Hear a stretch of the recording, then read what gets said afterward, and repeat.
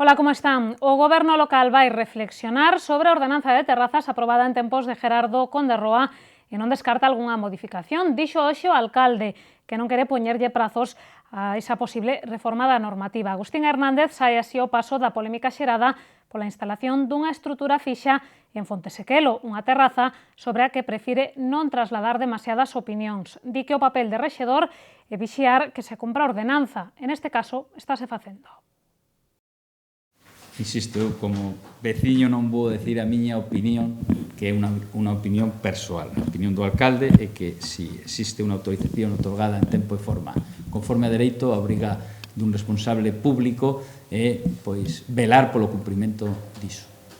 Como responsable político, pois lóxicamente son o responsable máximo dun grupo que ten todo o dereito do mundo a reflexionar, a pensar, a ver o resultado dunha determinada medida e pois facer os axustes que se consideren se que o consideramos. O que ten claro Agustín Hernández é que non se vai paralizar a instalación de terrazas semellantes a esta, tal e como onte mesmo reclamaba a concelleira socialista Mercedes Rosón. O alcalde explica que o Goberno está analizando as condicións das terrazas que se están instalando na cidade e aclara que se cumpren a normativa non hai ningunha medida que adoptar ao respecto. En todo caso, o rexedor insiste en que o Executivo reflexionará sobre a actual ordenanza de terrazas co obxectivo de garantir un uso lóxico do espazo público. Por certo, que Agustín Hernández tamén reiterou hoxe que o Goberno reflexionará sobre o tráfico na rúa de San Pedro unha vez rematen as obras dos Vasquiños. Durante eses traballos, a rúa servirá pro paso dos autobuses. Reflexións que anunciaba o alcalde nunha rolda de prensa na que analizou os asuntos que serán debatidos no pleno ordinario de mañá, o primeiro que a él lle toca dirixir. Na sesión darase conta do informe de morosidade do Concello relativo ao segundo trimestre do ano. Agustín Hernández non pode estar máis satisfeito cos datos que sinalan que o período medio de pago a proveedores se situou en 63 días. O comezo desta legislatura, lembra o rexedor, a media era de 145. Noutra orde de cousas, no pleno de mañá tamén se vai aprobar de xeito definitivo o estudo de detalle do ámbito das casas de Ramírez. A finais de 2011, os provedores do Concello tardaban unha media de 145 días en cobrar as súas facturas. No segundo trimestre de 2014, a espera era tan só de 63 días. É un dos datos do informe de morosidade que se aprobará no pleno de mañá e que hoxe avanzou o alcalde. Agustín Hernández confía en acadar pronto o límite de 60 días fixado pola lei e que no segundo trimestre do ano se conseguiu pro 16% das facturas. Ademais, o rexedor pon o acento en que o remate de xuño o Concello tiña 55 millóns de euros pendentes de pago, 8 millóns menos que no trimestre anterior. Hernández cree que estes datos demostran a boa xestión que se veu facendo no Concello male as especiais circunstancias do Goberno. Isto, en definitiva, é unha mostra máis do que xa teño dito con motivo de outros ámbitos deste Concello, que non é outra cousa que a xestión municipal estivo e está a funcionar de xeito normal, progresando e mellorando na súa xestión a pesares da situación atípica que é evidente que vivimos neste Concello. Argumentos que reitera Agustín Hernández á hora de falar do plan de axuste que di está prácticamente cumprido 2 anos despois da súa aprobación, malia que a súa vixencia é dunha década. O pleno de mañá dará conta da documentación remitida ao Ministerio de Facenda sobre o seu seguimento, documentación que sinala que o ano 2013 rematou cun remanente de tesourería de 5,5 millóns de euros fronte aos 3 millóns de euros previstos inicialmente. A marxe dos temas económicos, na sesión de mañá recibirá luz verde definitiva o estudo de detalle do ámbito das casas de Ramírez. Agustín Hernández salienta a importancia deste trámite. Tratamos de que a partir de agora, tanto os veciños como as propias actividades comerciais que existen nese ámbito pois poidan ter vantaxes moi claras con respecto ás tramitacións das obras e as melloras que queiran realizar e, por suposto, ter criterios claros para o seu desenvolvemento. O alcalde explicou que o documento non recibiu ningunha alegación no seu período de exposición pública. O estudo de detalle afectalle a un conxunto de 250 vivendas repartidas en 16 bloques e nas que viven 800 persoas. Estes veciños van ver moi facilitados os trámites para as obras que precisen facer nos seus edificios e xa non terán que agardar por permisos da Dirección Xeral de Patrimonio. Aínda en materia de urbanismo, o Pleno dará conta da aprobación definitiva por parte da Xunta da modificación puntual do Pexón no ámbito de San Marcos. O cambio consiste en que dúas parcelas do SUM 31 reservadas para uso hoteleiro pasarán a ter un uso residencial. Nelas construiránse un máximo de 103 vivendas, 27 delas protexidas. Por último, na sesión de mañá vanse aprobar os festivos locais de 2015, que serán o xoves da Ascensión e o día de San Xoán. E no pleno de mañá tamén se vai debater unha moción do PSOE para a promoción do camiño inglés. Presentaba o voceiro socialista Paco Reyes unha rolda de prensa na que criticou o acto de sinatura de 2 convenios o pasado luns por parte do alcalde e do presidente da Deputación da Coruña, Proedil. Esta foi a terceira foto do álbum de Agustín Hernández despois das que xa se fixo co presidente da Xunta e ca conselleira de Facenda. O alcalde segue completando o seu álbum e as fotos que xa se fixera con Alberto Núñez Feijóo e que a conselleira de Facenda súmaselle a do pasado luns co presidente da Deputación. Dio o voceiro do PSOE que cree que Agustín Hernández e Diego Calvo non deberían presumir de ter asinado un convenio que ten anos de historia, o que permite o financiamento do Plan de Competitividade Turística. E máis, Paco Reyes lembra que a súa dotación de 115.000 euros é menos da metade do que chegou a ser en tempos de Sánchez Bugallo. Por lo tanto, nada novo baixo o sol. O que hai que decir é que no 2011 esa achega da Diputación foi de 350.000 euros. Agora estamos en 115.000, 350.000 euros. Que foi unha chega, neste caso, negociada polo anterior goberno, polo goberno progresista desta cidade, presidido polo alcalde Xosé Antón Sánchez Bugallo. Ademais, Paco Reyes lembra que nese momento a Deputación tamén financiou con 100.000 euros un plan de promoción do camiño inglés, do que se encargará a Hostelería Compostela. Por iso, o PSOE vai levar ao pleno de mañá unha moción na que lle pide ao organismo provincial que volva a promover esa ruta xacobea e a Xunta de Galicia que se encargue da súa limpeza e mantemento. O voceiro socialista amosouse convencido de que a súa proposta sairá adiante cos votos do PP. Pois xa ben, Paco Reyes está convencido de que se acadará esa unanimidade, malia a que o certo é que o voceiro socialista asegurou hoxe estar decepcionado con o alcalde. O motivo que o goberno non tivera informado a oposición da súa decisión de apartar da comisión de expertos do plan especial os arquitectos Xerardo Estévez e Manuel Gallego para poñer no seu lugar a José González Cebrián e a Juan Rivas, vinculados aos Pexóns da Coruña e de Vigo respectivamente. O PSOE solicitou unha reunión urxente con Agustín Hernández para reclamarlle explicacións. Decepción e sorpresa de que desaparezan precisamente expertos, redactores do noso plan xeral, do noso plan especial, que ademais tiveron premios pola redacción do plan especial e que desaparezan en embargantes, aparecen dous expertos que non temos absolutamente ninguna dúbida sobre a súa profesionalidade e a súa capacidade, pero que un deles foi redactor do plan urbanístico, do plan xeral urbanístico da Coruña e outro foi redactor do plan xeral urbanístico de Vigo. Deixamos xa o Pazo de Raxoi. 5 semanas despois da súa presentación en sociedade, a banca segue dando pasos para amosar o seu compromiso ca economía galega. Hoxe fixo cun convenio de colaboración co que pretende axudarlles os pequenos comerciantes a seren máis competitivos. E, de novo, a entidade insistiu na mensaxe que ven repetindo dende a súa presentación. O crédito volverá a fluir a familias e empresas. A banca presentou hoxe un plan de dinamización do comercio galego que nace co obxectivo de axudarlle ao sector a competir en igualdade de condicións cas grandes superficies. Un acordo que o banco asinaba ca Federación Galega de Comercio como mostra do seu compromiso cun dos sectores básicos da economía galega.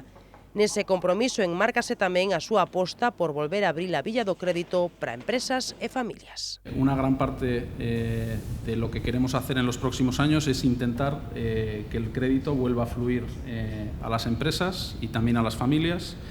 Y en concreto, ya lo hemos dicho en ocasiones anteriores, vamos a intentar dedicar en los próximos 3 años aproximadamente 12.000 millones de nuevo crédito, de los cuales más de 2/3 pretendemos que vayan dedicados a las empresas. Préstamos que a banca lles ofrecerá en condicións vantaxosas os seus 17.000 comercios clientes. Ademais, a partir do 1 de setembro, os negocios verán rebaixada en máis dun 50% a comisión polo cobro con tarxeta, co que se cumpre unha bella demanda do sector. A A entidade tamén desenvolverá promocións orientadas aos clientes que disporán de crédito telefónico instantáneo ou poderán aprazar ata en 12 meses sen xuros as compras realizadas con tarxetas de crédito de Abanca. O acordo asinado hoxe súmase a outras iniciativas de colaboración entre o banco e os comerciantes galegos. Ya estamos trabajando y estamos desarrollando actuaciones como la campaña As compras na túa vila, que teñen premio, que desde el año 2009 venimos ejecutando en colaboración también con la Dirección Xeral de Comercio, que por cierto, está teniendo unos éxitos tan importantes que incluso otras entidades crediticias nos han copiado, no solo en la forma ni en el formato, sino también en la cantidad y en los premios que repartimos, lo cual es una gran satisfacción, lo mismo para a banca que para la Federación. En Galicia, o sector do comercio representa o 16% do Produto Interior Bruto e dalle emprego ao redor do 15% da poboación activa. Imos a falar agora de Adrián Mosquera, un mozo de 25 anos, licenciado en Medicina pola Universidade de Santiago e que está preparando MIR. Ata aí a súa historia é como a de tantos outros. O que o distingue é que, grazas á súa paixón pola investigación, ven de descubrir por que algúns tumores benignos acaban converténdose en malignos. O seu traballo aparece xa publicado nunha prestixiosa revista científica.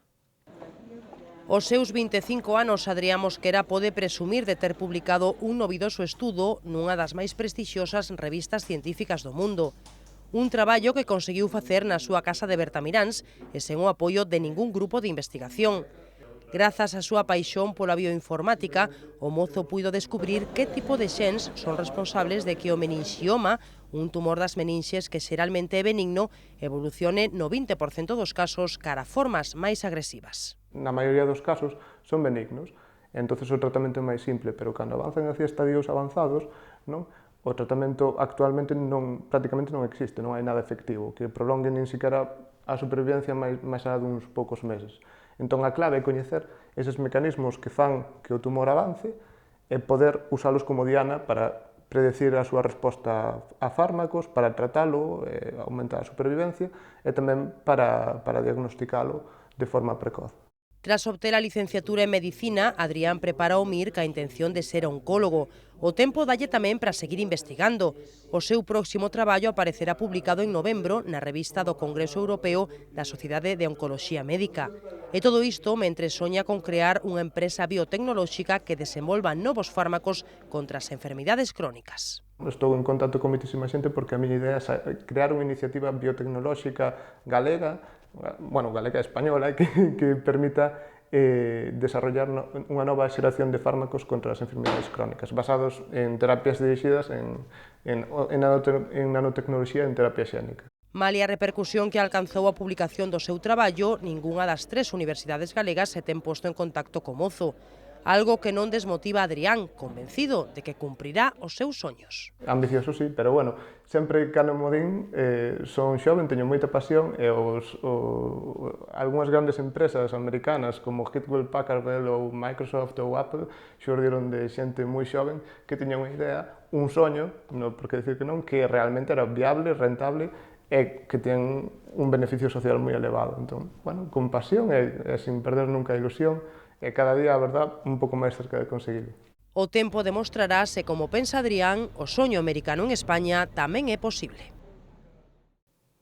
E a esta hora inaugurase unha singular exposición que leva a sinatura do escultor Ramón Conde e que foi bautizada como O Poder. A súa peculiaridade é que as 14 pezas que compoñen a mostra están presidindo as prazas do Obradoiro e Praterías. Con elas o artista querenos amosar o dominio do home sobre a natureza e sobre a sociedade. Como di o propio Ramón Conde, hai poucos escenarios tan atractivos como as prazas do Obradoiro e de Praterías para expor a obra dun escultor. E estes enclaves son precisamente os elixidos para situar a mostra O Poder, inaugurada hoxe e na que o artista ourensán presenta 14 das súas pezas.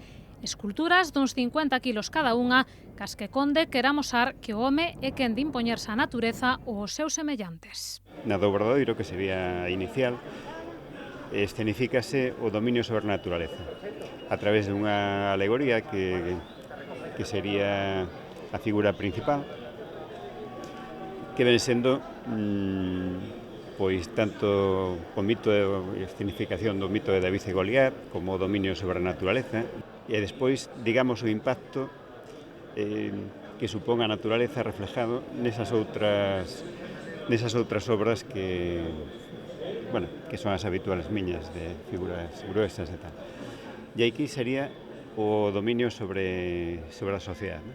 Sería o individuo dominante con toda esa superestructura ideológica de relato que o que lle permite ejercer ese dominio dunha maneira fluida sobre os outros. Máis dun ano tardou Ramón Conde en madurar o proxecto e darlles forma ás pezas que poderemos ver no Obradoiro e Praterías ata o 28 de setembro. O escultor ourensán non agocha a súa satisfacción por ver convertida en realidade unha ilusión que ven de moito tempo atrás. Hombre, pois é todo un honor, a verdade.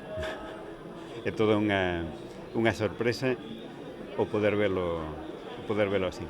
De alguma maneira, digamos que é unha ilusión que tuven desde fai moitísimos anos, pero como todas as ilusións non teñen tempo de realización. Agora, a verdade é que encántame. As pezas están elaboradas en fibra de vidro, material que Conde vai customizando para darlles forma ao seu antollo. Pois non deixen de pasarse polo Obradoiro e por Praterías para veren esta exposición. Ademais, hai outras cousas que poden facer en Compostela nestes días. Dámoslles algunhas ideas.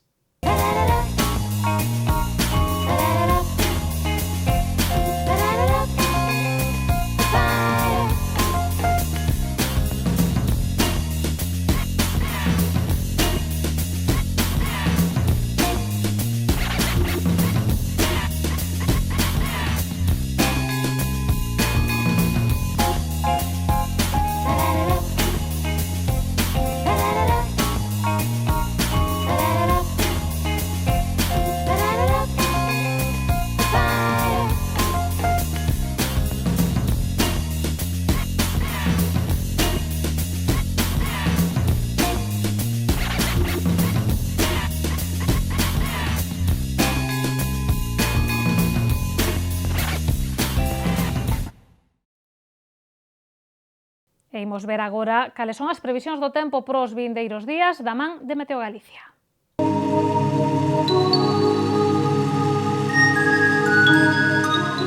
Pedras de Santiago ofrécelle a información do tempo.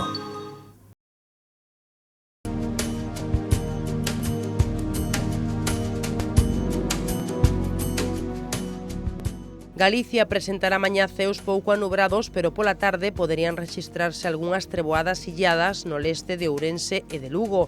As temperaturas subirán lixeiramente e os ventos serán frouxos de dirección variable.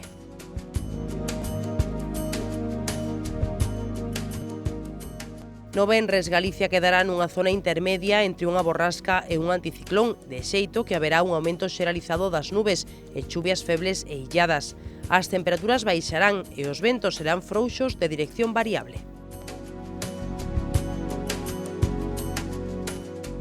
Pro sábado agárdanse ceos anubrados e chuvias xeralizadas, máis intensas e frecuentes nas Rías Baixas.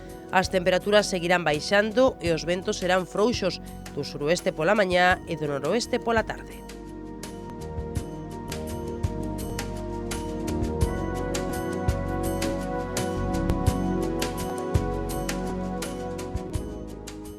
Mañá en Santiago teremos ceos despexados e ventos frouxos do nordés pola mañá e do suroeste pola tarde. As temperaturas oscilarán entre os 14 e os 29 graus. No venres teremos ceos con alternancia de nubes e claros con chuvias febles cara a noite. Os ventos serán frouxos do norte pola mañá e do oeste pola tarde. As temperaturas baixarán, quedando unha máxima de 24 graus.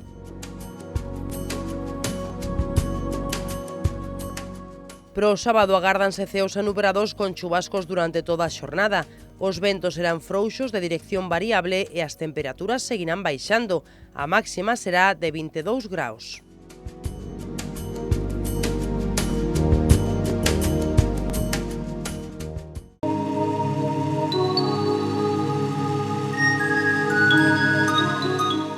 Pedras de Santiago ofreceulle a información do tempo.